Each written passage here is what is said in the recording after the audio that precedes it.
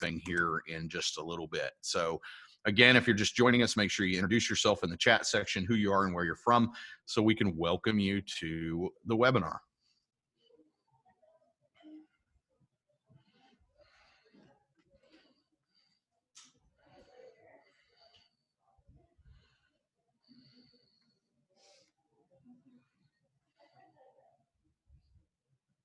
Looks like Scott Green, Vicky Eubank. Scott, what is going on, my friend? Scott's actually going to help me with another training. Looks like I need to make Sean host. All right. All right, I've got Sean as a host. Kyle Bowers, Denver East. What's up, Kyle? Kyle's one of those people that should always be on camera. He is a CrossFit guy, big, tall, super muscled up dude. We're all jealous of him. There's Josh Ruderman. How you doing, brother? It's Serpro, South Palm Beach. Looks like we've got Patrick Haskins from La Crosse. Pat, new guy, coming up to see you soon here in the next couple of weeks. Really excited about Patrick being on here. He's going to do a lot. Brant with Serpro of West Jordan. How you doing? We've got Adriano and Marshall from King of Prussia. So I just got to meet those guys. What an outstanding team out there. Joe Carminati, Adriano, Marshall, those guys really enjoyed getting to see their facility last week. Really cool to meet them. So up in Philly. So, and for Adriano and Marshall, I made the mistake of going to a place called Nifty 50 and ordering a Philly cheesesteak, worst one I ever had since I was up there. So you guys are going to have to steer me in the right direction next time I'm there. So again, if you're getting started, it looks like we've got a couple other people. We got Matt Heron, who's a really good friend of mine from Alberta, Canada, runs a bio restoration company up there called Haspro. Him and I have gotten to be really close, really good friends, got a lot of respect for what he does. We got Mike Barsh that's on here. Luke Martinson's on here. Jenny, one of our all-time favorite people. Jillian, another one of my most favorite people in the world. So doing some really, really good things in Utah with alpine restoration. So again, we'll get started as people start to trickle in.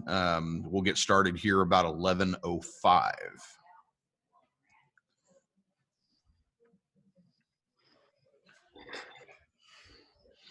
And we're joined by Mr. Sean Lewis, who finally decided to get on video. Well, you know, Hey, Lexi. I had to do makeup and wardrobe. You know how it is. Well, there is no fixing this. It is just, you know, Rochelle said she liked the shirt, and the shirt is a detraction away from this all up here. I think she's talking about the Florida Gator shirt I'm wearing, Eddie. Yeah, Jenny said, Sean, you can't fix ugly. Whatever. Whatever. I know this for a fact. I've tried. I can't do it. I've walked into people who do these makeovers, and they say, you know, you're just gonna have to turn around and leave. There's nothing we can do for you. So, yeah, I was excited. I got to spend last week with Choi Ling in Florida. She's an awesome sales rep down there. And yeah, Choi Ling, by the way, I haven't disappeared, by the way. I got like allergy attacks like crazy from Florida. And then I got back here and the allergies were like 10 times worse. So I've literally been hiding out for a few days. So excited to catch up with you. Probably later today or tomorrow, we'll catch up and kind of go over some things we talked about last week. Sean, would you do me a favor? Can you enable screen sharing, please? No. Well, good. Well, then the presentations, they're not going to see anything at all. So you have it now. Okay. Tristan Green's on here. He sounds related. Tristan, he's a rock star out of Broken Arrow.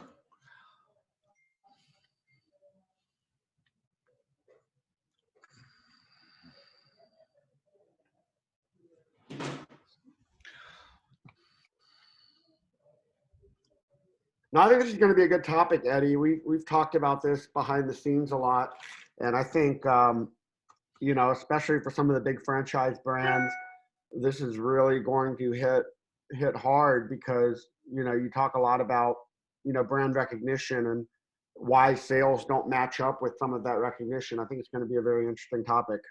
Yeah. And, as we get ready to get this thing started, in fact, it's 11:05 on the button, so we are going to go ahead and get started. I'm going to go ahead and introduce myself for those of you guys that may or may not know us. My name's Eddie Green. I'm the VP of Sales for Tier Level Digital Marketing, and then Sean and I are in business together. A couple other things like Tier Level Elite, Restoration Sales University, Check One Studios, lots of things that keep us incredibly busy. But our passion is to, as he said, he was in Florida last week. I was in Philly last week. We were on the crazy thing. We're on the same flight from Tulsa to Charlotte, and then we're on the same flight from Charlotte to Tulsa, yet we didn't book our flights together. So that was kind of a weird way that panned out, but very passionate about teaching, consulting, which is why we do these webinars. And one of the things that we've noticed is we've seen a real disconnect in the types of conversations that salespeople are having. So when we say, are your salespeople hurting your brand? It's not meant to throw salespeople under the bus. This is just an eye opener to show you how you can make some very small tweaks to be more effective as a commercial sales rep. As you guys know, I spent several years as a commercial account specialist, director of business development, and mentor for ServPro.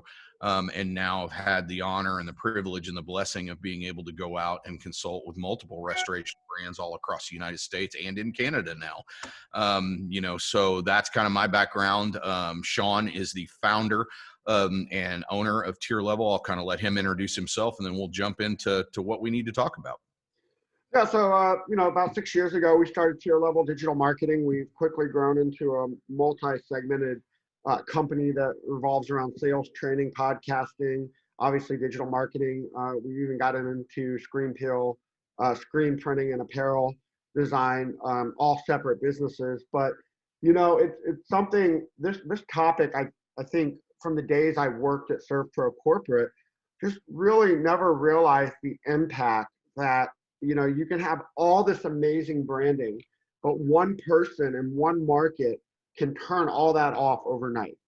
And I think I can't believe it took us this long to bring out this topic. We are going to be recording it because I feel that this is going to be a topic that needs to be reheard.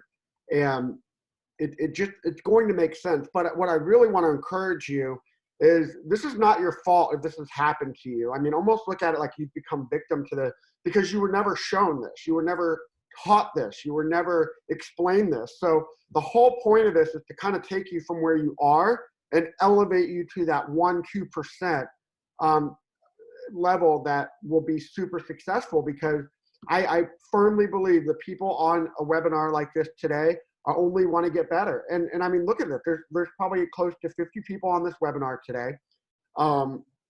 There's thousands and thousands in this industry. And the fact that you 50 actually give a shit about wanting to get better and understand this topic, I think is going to be a major milestone for your career and the start of something even better. And many of you have been connecting with us long term. You've been getting better. I see, going through this list, I see several people that have sold over $1 million. You might be asking yourself, wow, that seems impossible. No, it's not impossible. This industry has unlimited opportunities in any market across the country. So very excited to get this kicked off today. Yeah, absolutely. So there's Sean and I, come up with these analytics, and there's about 1% of the restoration sales population that are deemed ultra high performers. If you follow our podcasts, our LinkedIn posts, things like that, you see us talk about ultra high performers all the time. Now, the one statistic that we don't ever really talk about, and why Sean and I spend so much time teaching, is because I do believe there are another 10 to 15% that have the ability to be those ultra high performers, but they don't have either the development from ownership, which doesn't have a sales background, so they don't know what to do with you when they hire you. So they just kind of let you watch some videos and go out there and try to figure it out. You're lacking the creative ideas to be able to get there. And you're just not being shown and held accountable for what level of dedication, education, and effort that it takes to be an ultra high performer. So, having been one in this industry, Sean having been one in this industry, we know what it takes. And we want to thank you guys for taking the time out to say, you know what, I want to be better, because every day I strive to be better as a salespeople, and I get to learn from people like you, because if I'm not learning, I'm not growing, and you guys are here to learn and to improve your craft. So let's jump into it, and let's start looking at some things that are really going to open your eyes. So I'm not going to say this brand that does this, but we're just going to call them ABC Restoration. But I want to make you guys aware of something. In a recent straw poll, and this is real, but I'm just going to use ABC Restoration. It was found that ABC Restoration Company had 70% brand awareness. So what does that mean? It means that 70% of the people who were polled would prefer to use ABC Restoration on their loss. Okay. So with ABC Restoration, it means that they would prefer, if it's a blue truck, they would prefer a blue truck to be on their site, whether it's commercial or residential. So 70% of the people recognize ABC Restoration's brand and want them on the loss. But in the analytics that they're looking at versus the competition, ABC Restoration only has 6% of the overall market share nationally. So translation, 94% of mitigation work is being done by ABC Restoration's competition. Oh my God. Why? Where is the disconnect? 70% of the people want to use you.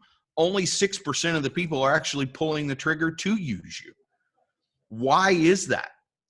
It could come down to basically the conversations that sales reps are having when they walk into a prospective client. They could be walking in, showing up, throwing up, and actually swaying the opinion of that 70% to say, you know what? I really don't think I want to use those guys. I really think that I would rather go use somebody else because of the lack of education, the lack of passion, the lack of ability to be able to speak that vertical's language, the lack of really just overall caring. Sean, you want to expand on that? Yeah, I mean, it's such an eye opener, and you have to think what causes this. Why would all this money be spent creating such favorable brand awareness?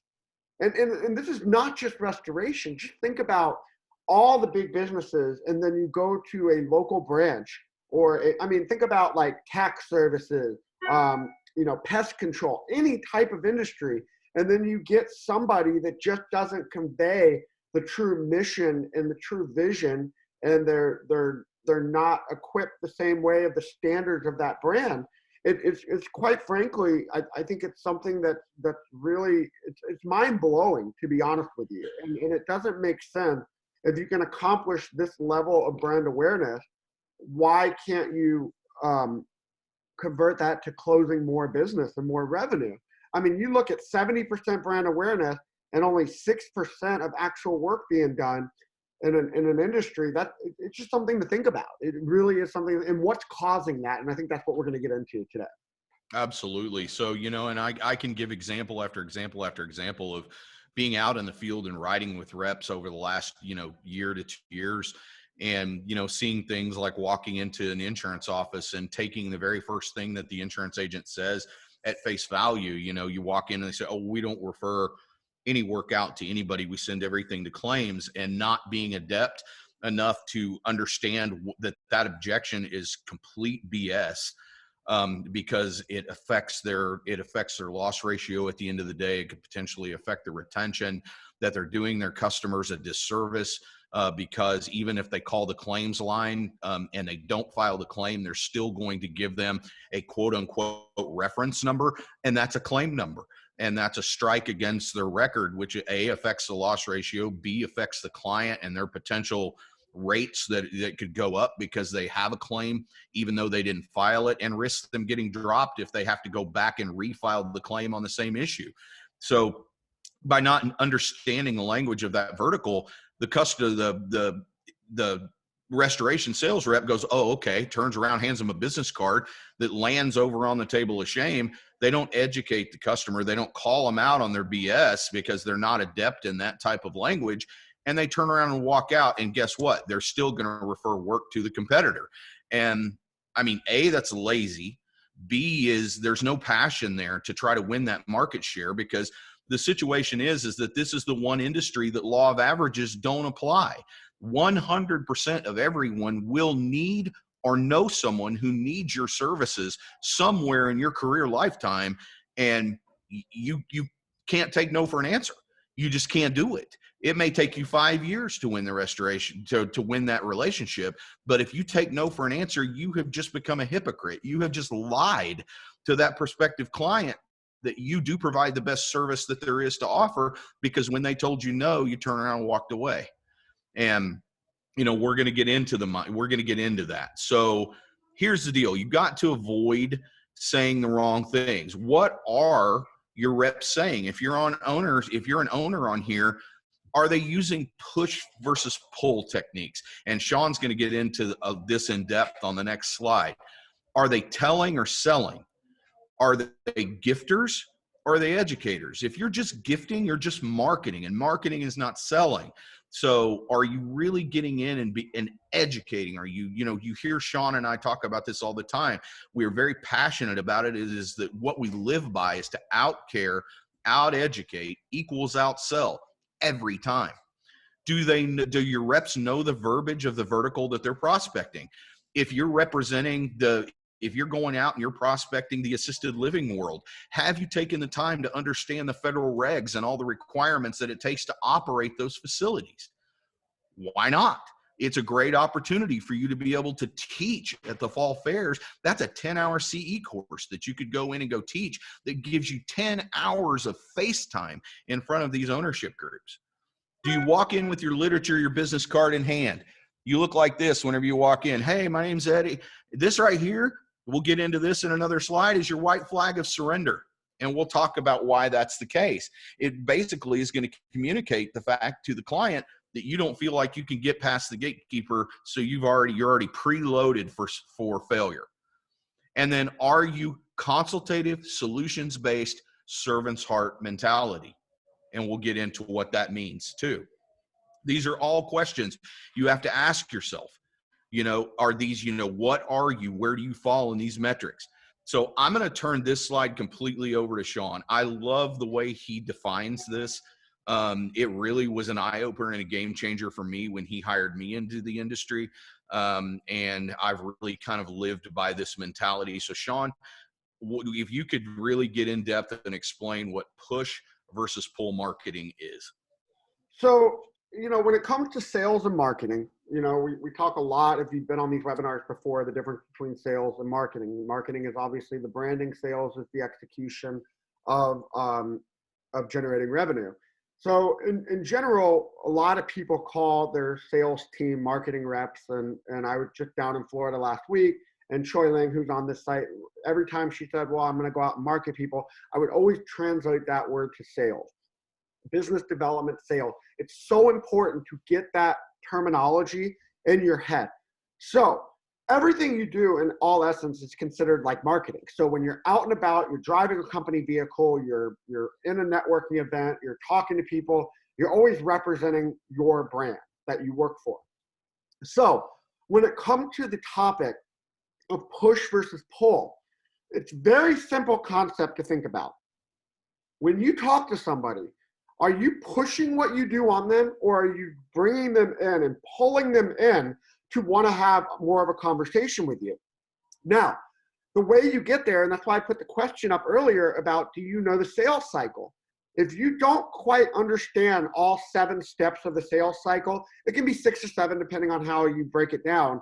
But the idea of doing research, how you're going to make that initial connection, what questions are you going to ask? You go through those 3 steps before you even present anything. So the ability to pull somebody in is you have to start asking questions. You have to ask questions about their business.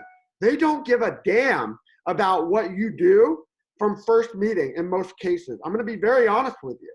It might hurt your feeling, but they care more about their business than whatever you're going to try to sell them. So how do you find that relationship? I mean, go back to the days of dating, go back to the days of building a relationship. When you meet somebody, you're like, look at me, let me tell you about how cool I am, let me tell you what I've done. It's a turnoff. It's no different when it comes to the world of selling. You have to ask viable questions that relate to their business that can lead to what you have to offer. When you start pulling them in, that's when you can start to really cultivate a relationship. It doesn't necessarily happen on the first meeting. Sometimes you got to pull them in, and then you can present something that might have a mutual benefit. But, this is an area where, a lot of sales and marketing people fail dramatically because they're just starting to push the brand.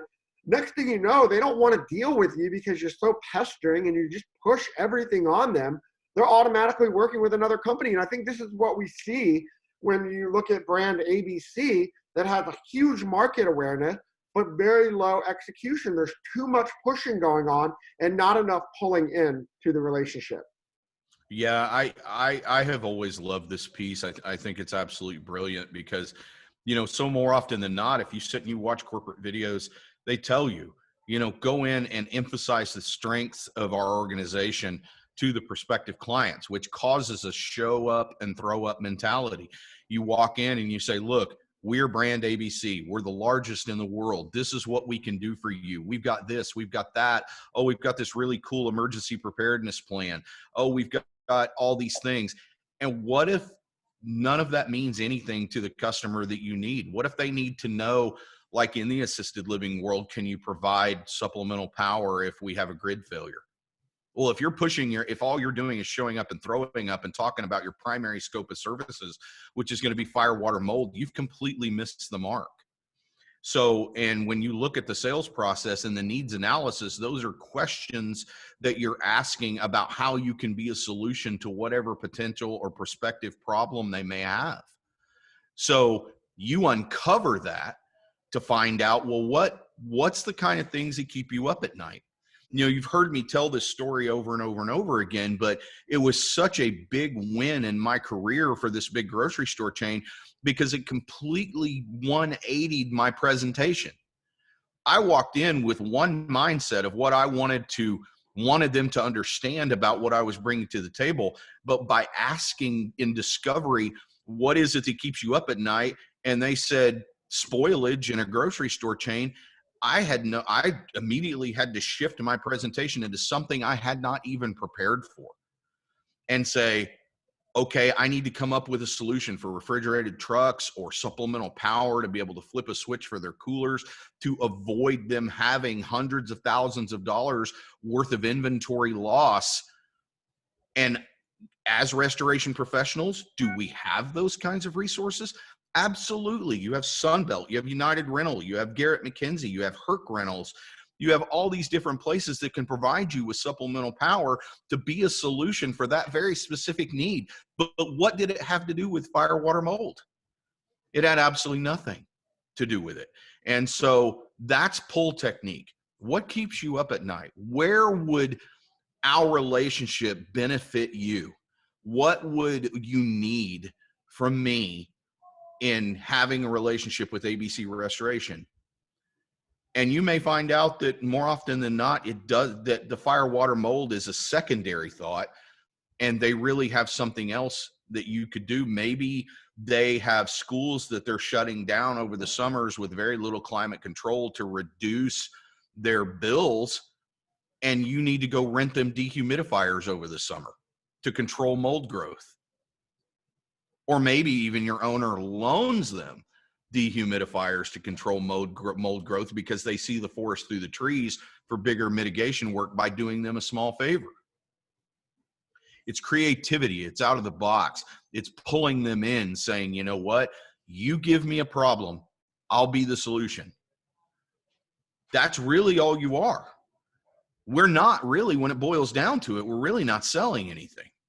We're creating relationships that are going to trust us to solve the problems they bring to the table. And that's where we're missing the mark. We're showing up and throwing up. So let's jump into the second one, telling versus selling. Okay.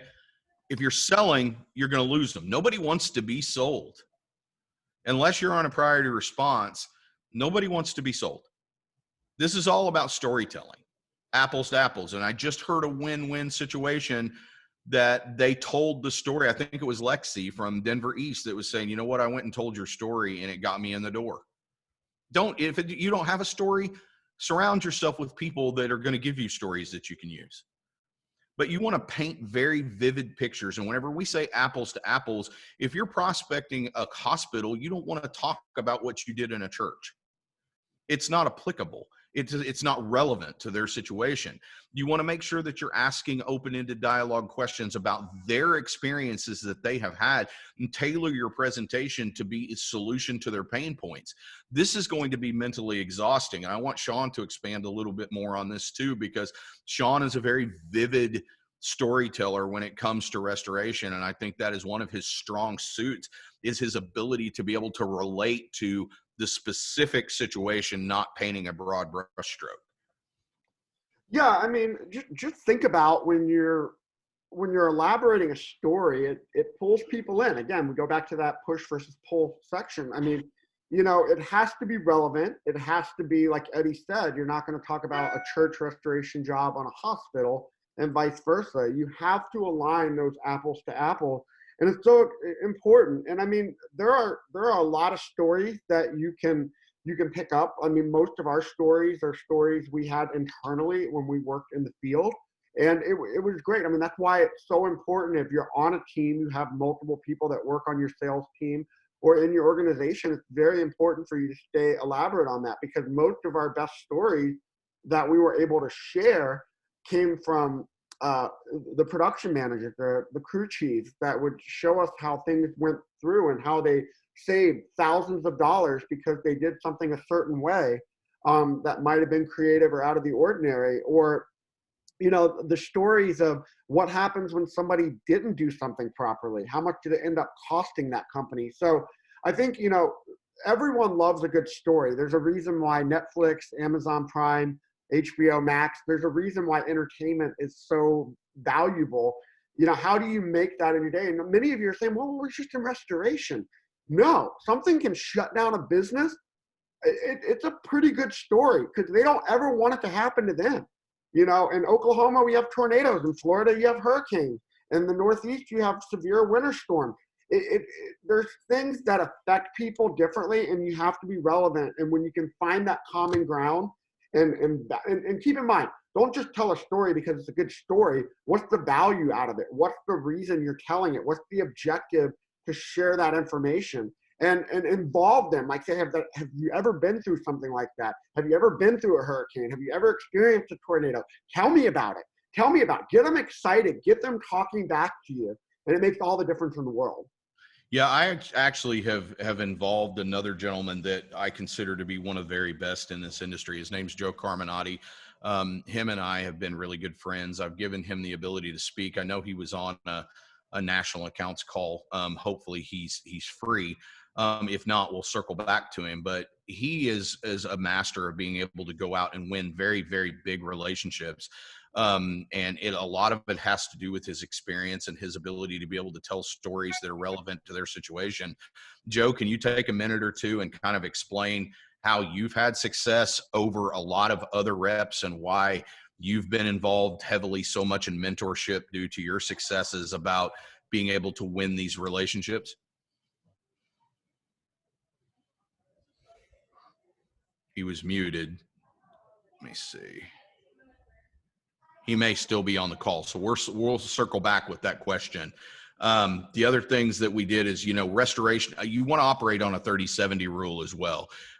You want to really kind of have a micro goal of going in to say, you know what, I only need to speak about 30% of this presentation time, allow them to speak 70% of the time. A lot of times customers will talk themselves in circles and close themselves, but understanding that our restoration is about relationship versus sales, because again, as we said, you're not selling anything. And remember, everything you do is about the customer. It's not about you. It is about business continuity. It's about getting their home back to where it was. It's about making a bad situation better, all of those kinds of things. So also too, this one is something I'm incredibly passionate about, which is understanding the language of your verticals. Okay.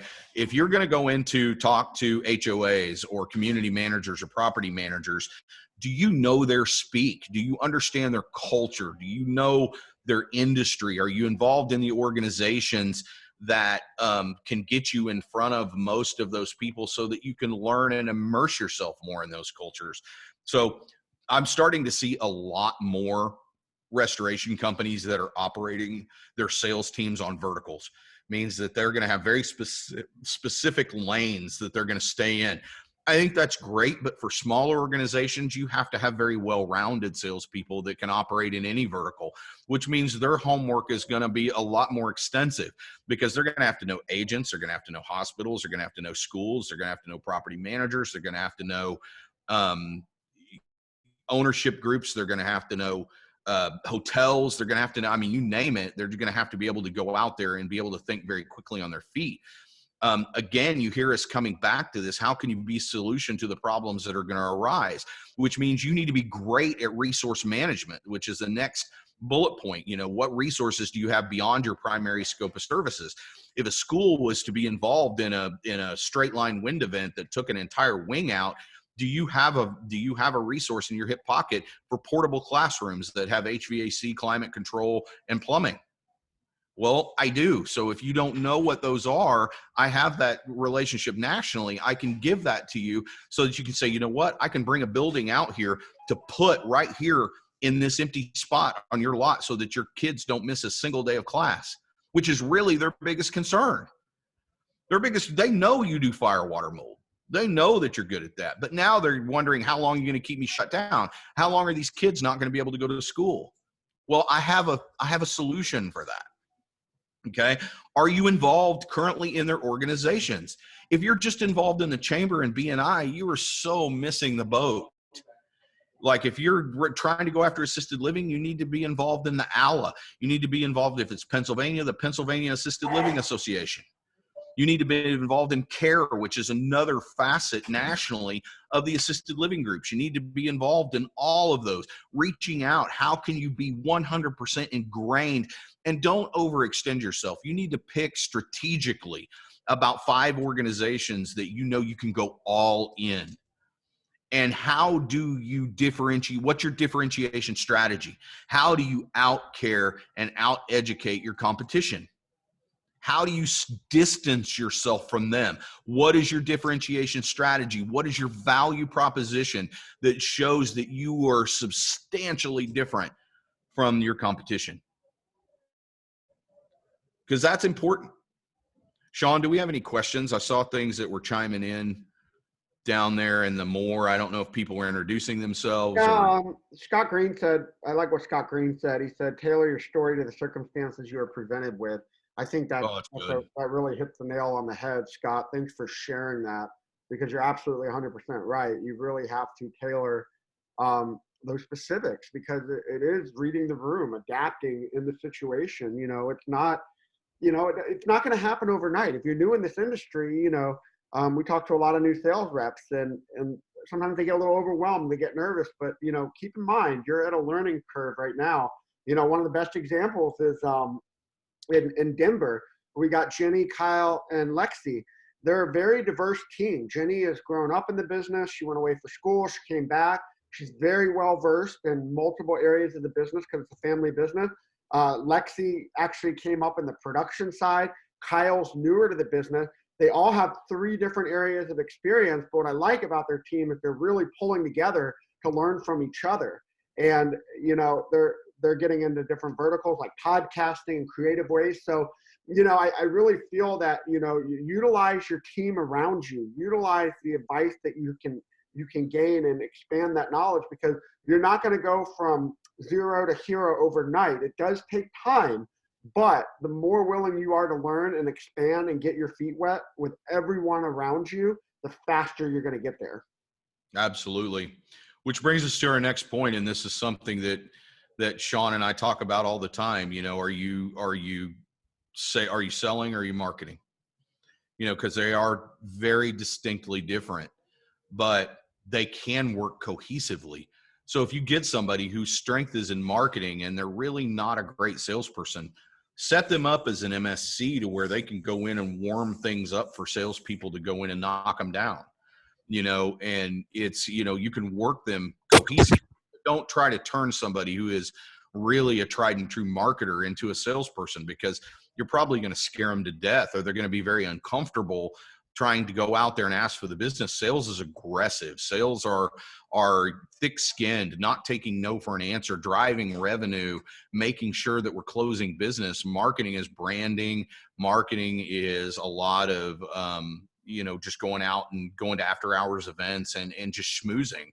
And, you know, there's a big difference. And real salespeople don't know when to turn it on or off. As a marketer, it's confusing. It's why you need to have differentiation on your team of one, you know, a distinct marketing department versus a you know, a very identified sales department. You know, so are you bringing value, or are you doing the status quo? And truthfully, here's the biggest one, which was one of the last podcasts I did on victims mentality in sales. Are you buying into excuses, making excuses? Or are you looking for solutions to everything? You know, you can't necessarily let anyone else dictate your success. You've got to try to find solutions even when you fail. So, you know, marketing, why valuable, it doesn't in itself drive revenue. Marketing is just an awareness thing, because there's no closing. There's no asking for the business. The salespeople are the ones that are going to go out and capitalize on the marketing to produce return on investment for the marketing dollars that are being spent.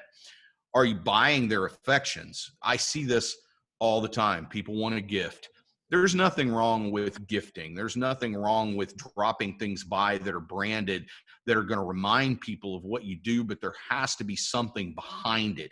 If you think that you're just going to drop by a goodie bag, or you think that you're going to drop by a cup that's got your name and business card in it, or you're going to put a calendar on their desk or give them some ink pens, and that's going to win their business, I encourage you to really go take a look around any insurance agent's office at what I call the spoils of war, and go look and say, look at how many competitors' magnets are on the file cabinet. Look at the desk calendar that they got from Paul Davis. Look at the jar candy that they got from Belfour or Abbott's or ATI or Mellon's or Interstate. Look at all the things that you see on the table that are literature, and think, how in the world are they going to remember you by dropping by the same crap that everybody else is doing? If there's no value behind the leave behind, if there's no education behind the leave behinds, you're not memorable. You go on the table of shame, and if you get work, it's only by luck of the draw. So I'm not saying don't gift. I am saying gift with intention. Be urgent, deliberate, and intentional when you do. So, because branding is necessary. I mean, people need to know your brand. And then lastly, are you letting your lack of success dictate your tomorrow? Only you can change your mindset. If you believe that because you had a bad day yesterday, that's going to be the way the week is going to be, that is a defeatist victim's mentality, and you're setting yourself up for failure. As salespeople, 99% of our day is negative. We should expect that. That's why we do what we do. It's our job to educate them to change that 99%. It's our job to overcome objections. It's our job to out-educate. It's our job to move that relationship to us. We should expect to be told no. Sean, you got anything to add? No, that was right on the money, Eddie, to be honest with you. Okay, so, you know, I want you guys to understand that you have the ability to take control of your thoughts, take control, set the goals, achieve your goals, and don't take no for an answer. And, you know, but the big thing is right here. Are you saying the same things that everyone else is saying? Are you truly distancing and differentiating yourself from your competition? Because that's how you become memorable. Case in point, you walk into a hotel, 20 people have walked in there talking about fire, water, mold, potentially talked about emergency preparedness. Why not go in and say, hey, has anyone ever taken the time to teach you guys human trafficking awareness and what it takes to be more aware of that situation? You know, I'll do that training for you at no cost. Are you walking in now? God forbid, I hate the fact that we have to do this, but because of what just happened in Boulder at King Super, you could go to the grocery store chains now and be a resource and say, I would be more than happy to teach all of your staff active shooter and how to be more aware so that this doesn't happen to you. Eddie, can you talk about how you got some of that training? Because I think it's one thing that really bothers me is that a lot of people like to talk about sex trafficking awareness. They like to talk about active shooter training. You actually went through some certifications or training programs. Can you explain a little bit about that and how that kind of made you, I don't want to say like you were a police officer training it, but can you kind of talk about what got you that credibility to teach that? Yeah, so I went to several active shooter training. The good thing about it is you don't have to have certification to teach human trafficking awareness, active shooter, risk assessment, business continuity planning, any of those kinds of things. These are education that you take upon yourself to do. And I hybridized my training based on scenarios that have happened recently. Like I'll tell you right now that if in the King Super situation, if people would have had people on point in an act, which is something I teach heavily in active shooter, that there should be 2 people per shift that are on point, a supervisor. I would even gift my prospective clients with 2-way radios and create verbiage for them like code yellow, code red, code green that wouldn't alarm a resident or alarm a tenant or alarm a customer when they hear that verbiage, but would be specific verbiage to their organization that would alarm them that there's something going on. So in that situation, if there would have been somebody that watches the entrance point of that facility, they would have been able to say, we have a code red in the parking lot, which means that they have identified a weapon and saw something that was going on. They could have barricaded the doors and made an announcement and said, look, we have a situation. We have to have everybody stay inside the store. Now you need to get with your local legislation and find out if that's a fire marshal issue. Okay, so don't just take it upon yourself to do that. But it ends up being, if they could have barricaded the doors and kept the gunman outside, one person would have lost their life, which is still hugely tragic and unfortunate, but it wouldn't have been 10. And that's the way you teach it, like the school shooting that happened in Colorado. You drill differently than you execute, which means that the kid that came in there to shoot that school up knew that if he pulled the fire alarm that the students were going to congregate in one specific area. So he pulled the fire alarm, he waited, then he opened fire. So if it is in fact, they don't announce over the intercom that it's a drill and the fire alarm goes off, they congregate in a different place than they would that if they hear that it's a drill. Would have prevented that situation from happening.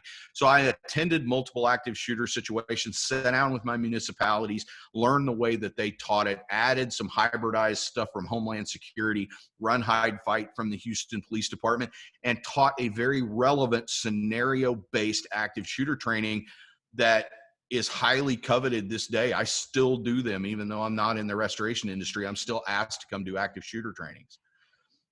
Because mine is so relevant and so scenario driven.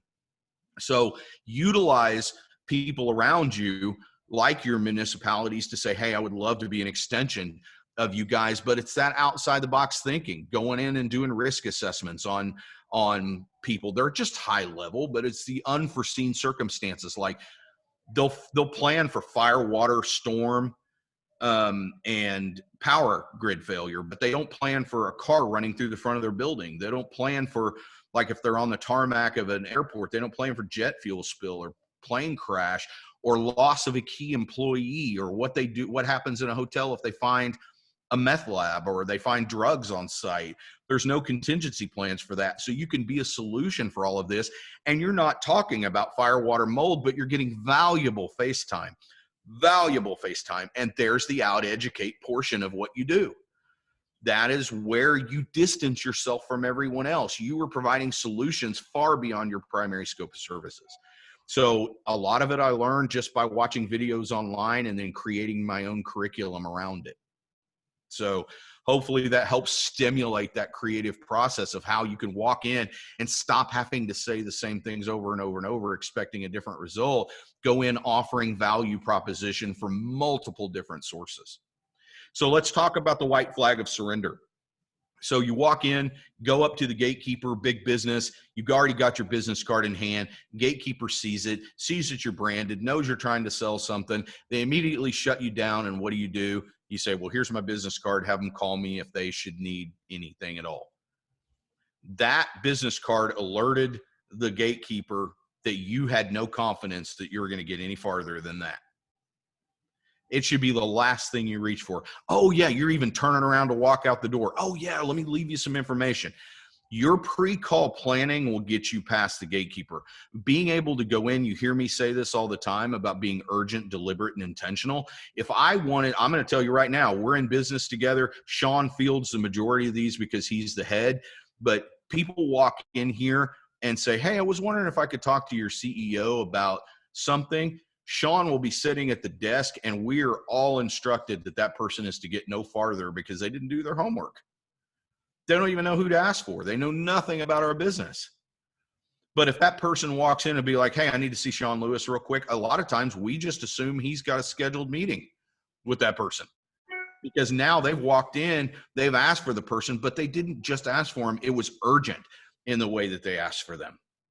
When you're on the phones and you're doing, blended sales, try some smoke and mirrors techniques. If you're trying to get to the property manager, why do you not call and say, hey, I just moved into the area. I'm thinking about leasing some commercial property. Who should I speak with in your organization? Or I need to speak with Randy. I understand he's your commercial property manager. I've talked to him about buildings.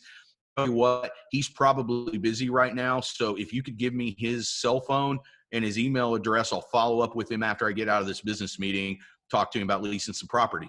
Are there walls up? No, you didn't say who you were. So there's not going to be anybody following back up with you, and you've gotten your COI's information. Now, when you call back, you can call back and talk to Randy because you have that information, and it doesn't pertain to anything through your smoke and mirrors that you just did. If you're calling an insurance agent's office, hey, do you guys write commercial policies? Could you put me over to one of those people? The gatekeeper's going to think that you need to write a commercial policy. You didn't mislead them in any way. All you did was ask if they did and just ask if you could get connected with that person. Well, now you're in front of the COI. What are you going to do with it? You've just used your smoke and mirrors, your cloak and dagger operation to be able to get to them. Now what are you going to do with it? So the literature and the things in hand, guys, are a big, big turnoff to people because they think you lack the confidence to get past it and you're not prepared.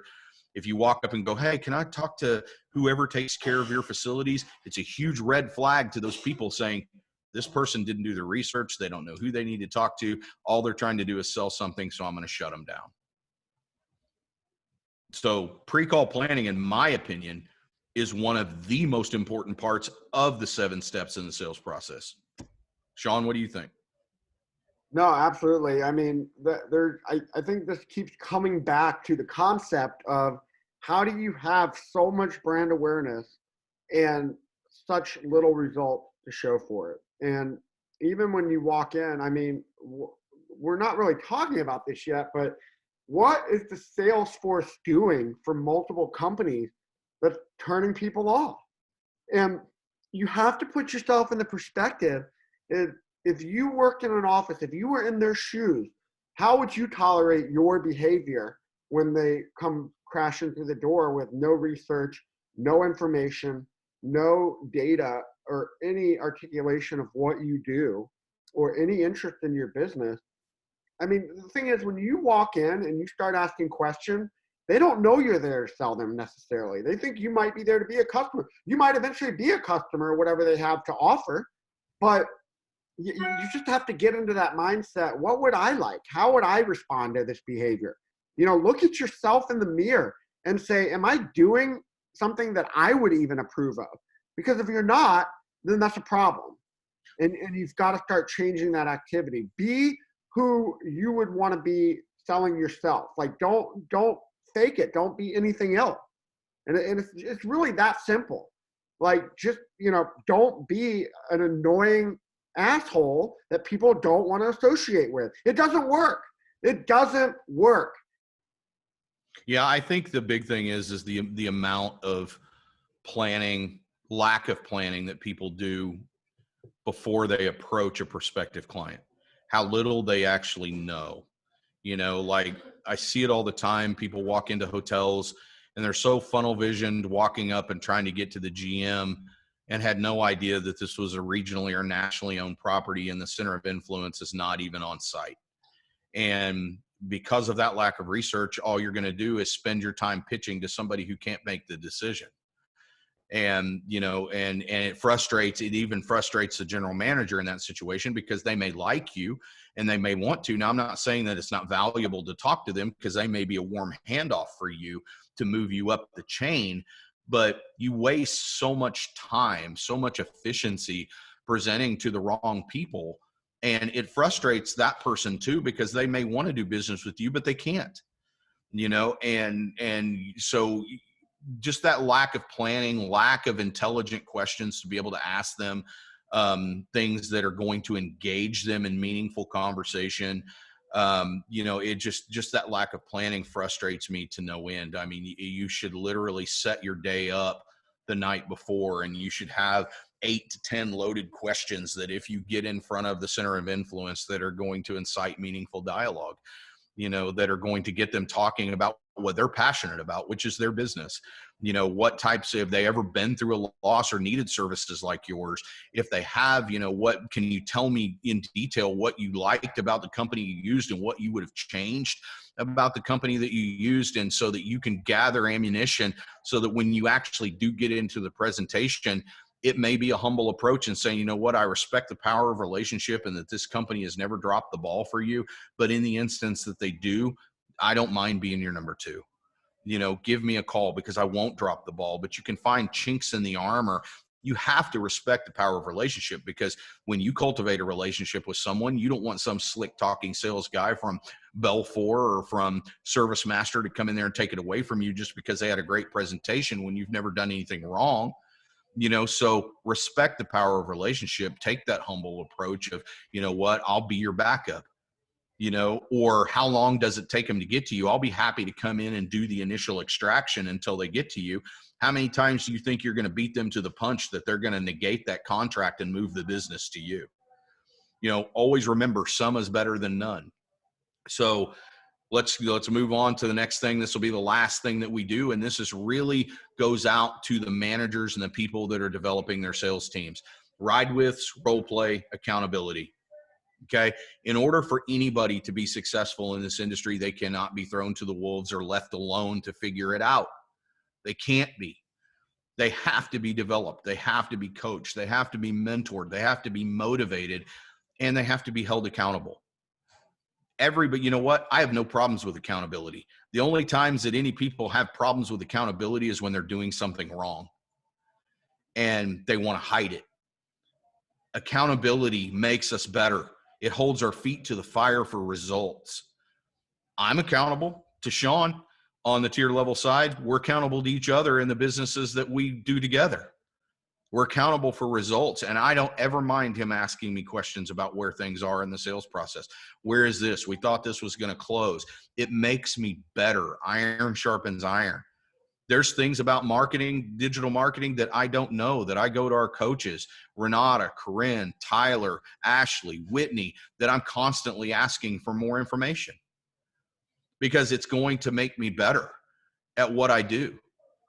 As leaders, I want you to ask yourself a very honest question. How much time are you spending role playing with your reps, riding along with them, hearing the conversations they have? They are your brand ambassador. You are paying them to go out and go represent you. Are you taking the time to go ride along with them and hear the conversations they're actually having?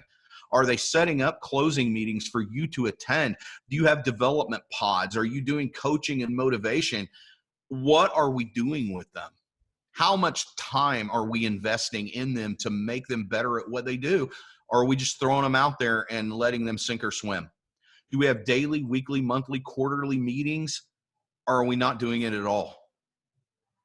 I'm telling you, if you're not doing these things to make reps better, that is why Sean and I have a very successful business consulting.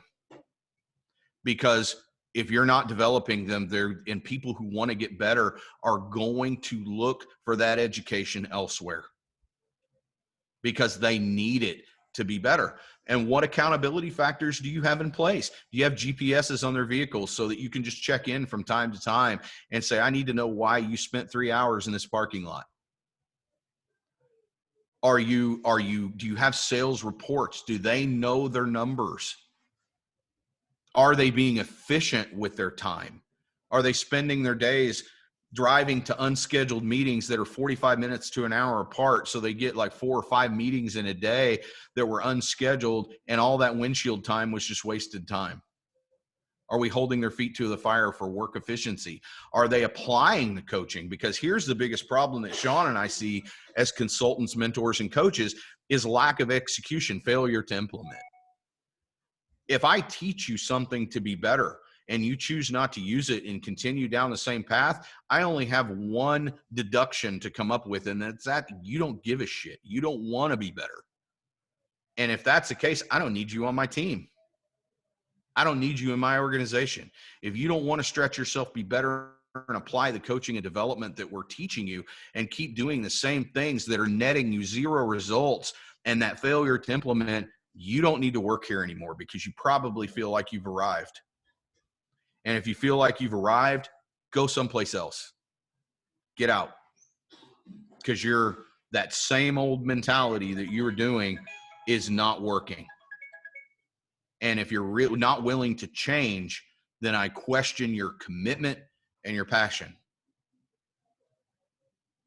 So this is going to be the last slide before questions. Sean, I know you're super passionate about education, super passionate about failure to implement, super passionate about development, so I really want you to drive this home before we open this up for questions.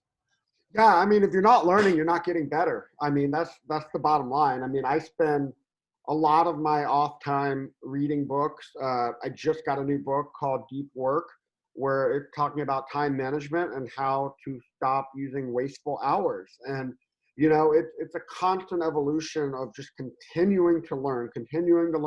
Even if you feel like you've arrived, you got to keep learning. You've got to keep getting better. I mean, some of the best salespeople in this industry, they're not content with where they're at. They want to get better.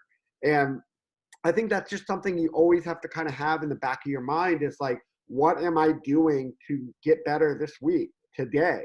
Like, don't make it like, oh, I want to be better in a year. Like, no, what are you doing in the now? What are you doing right now? What are you doing to reach out to people that are more successful than you, whether they live locally or you got to connect with them on the internet and do a Zoom meeting? There's people out there that are willing to share that information. If you want to talk to me or Eddie, shoot us an email, shoot us a call. We'll set time up with you to talk with you. I mean, our time is very limited, but you've got to embrace the opportunities around you, and you've got to seek after that guidance. Because look, do you want to work for a company that has 70% brand awareness in your local market or the national market, but you can only deliver 5-6% of work?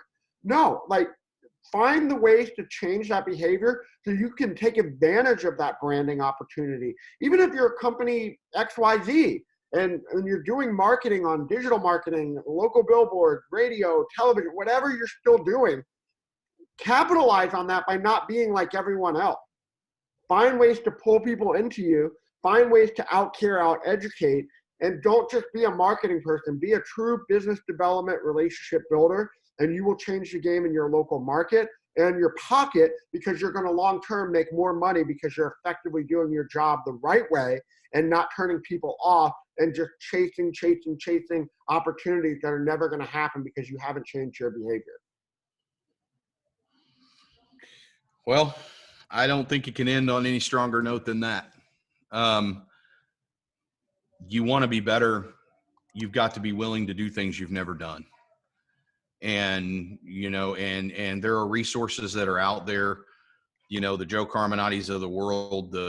I could name 100 people, in restoration right now that I have immense amounts of respect for, Brian Wagler from Lease Summit. I could just go on and on and on and on, that are true mentors. And then Sean and myself are out there to go to the drawing board and help you find ways to be more successful in your market space. We've sold all over the country. So, it's not that we just were successful in Tulsa, Oklahoma. I've sold in New York, I've sold in Florida, I've sold in California, I've sold in Seattle, I've sold in Chicago, so I've sold in Dallas. So it doesn't necessarily, I want you to understand, we know how to sell in your region, and we can connect you with people. If you don't want to hear it from us, we can connect you with people that are still actively working in your industry. Not that we're not, we're still actively working in the industry, but people that are peer-to-peer, we'd be happy to connect you with those people as well. There's just a lot of brilliant individuals. Many of them are on this call today, that I have immense amounts of respect for, and what they bring to the table. So I'm going to stop the share. We're going to open this up for questions. As we finish this out, is there anything that you guys have that even if it's best practices, that you guys want to bring to the table? The time now is open. I know we've hit our hour mark, but we'll always stay above and beyond for you guys if there's any questions that you have. A link to the recording will be sent out along with the slide deck, so that you guys can revisit it as often as you like, or share it with your colleagues if you think that they would benefit from it. So if you want a one-on-one, by all means, click that link right there on the one-on-one. And let's see, the time management book from Sean that he was talking about is called Deep Work by Cal Newport. I put it in there. Let me get a link to Amazon real quick for you, Jenny, too. But it was by Cal Newport, and he's got a couple other books too, but I really like him a lot right now. Somebody had raised their hand. Did we address that? Let me see, raise hand. Somebody had raised it. I'm not sure. All right, guys, I'm not seeing any questions. You seeing questions? Nope. So if nobody has any questions, guys, I really want to thank you for taking time out of your day. The Amazon link has been posted. We appreciate each and every one of you, and wish you as much success as you can possibly dream. So thank you. Gerard Schmidt, Gerard. Sorry, I can't talk today. He said, any out-of-the-box ideas in today's environment to strengthen relationships to keep the competition at bay? Yes. Jenny, we'll email it to you as well if you're not seeing the link in there. So out of the box ideas. So always education is going to be things like risk assessment. You'll find that a lot of people really would love for you to be able to come in and see the potential unforeseen circumstances that could affect their business continuity. Again, the organizational involvement, I think, is going to be key, like joining disaster resiliency networks, trying to be a keynote speaker over the things that you're masters of, get more versed in business continuity planning and not just emergency preparedness. But now is not the time to take your foot off the gas for cleaning cleaning and disinfecting. As the U.S. starts to move back towards opening businesses back up, it's going to be more important now, probably more than ever, because a lot of these businesses sit vacant for so long with very little traffic. I think that cleaning and disinfecting is definitely going to be at the top of everyone's mind as people start to re-enter the environment. So I would go back out and explain why they should utilize companies like you as they reopen, to ensure that they are providing a safe environment for their patrons.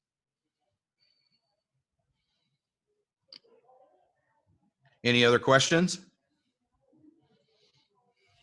All right, well, guys, go ahead, Sean. Feel free, Scott. Thank you for the comment there. Yeah, if you guys have any questions, we'll be sending an email out today to all the participants of the replay, like Eddie said, and then feel free to reach out to us at any given time, and we'll be more than happy to get back to you. Yep. Thank you, guys. Have a wonderful week. Take care.